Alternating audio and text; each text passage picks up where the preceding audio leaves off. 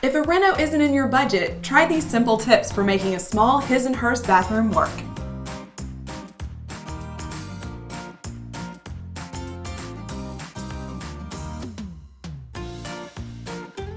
Dedicated places for my and my husband's stuff makes a huge difference.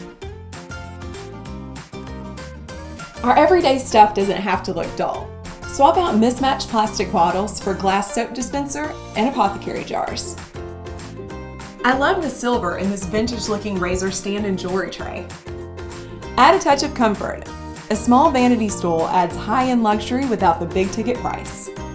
Instead of a fluffy bath mat, opt for a small indoor-outdoor rug. They're water-resistant and easy to spot clean. Keep it up with a tiered stand to get toiletries collected and off the counter. Under cabinet storage for hair tools, makeup, and toiletries. Make it easy to grab stuff when you need it and put it away when you don't.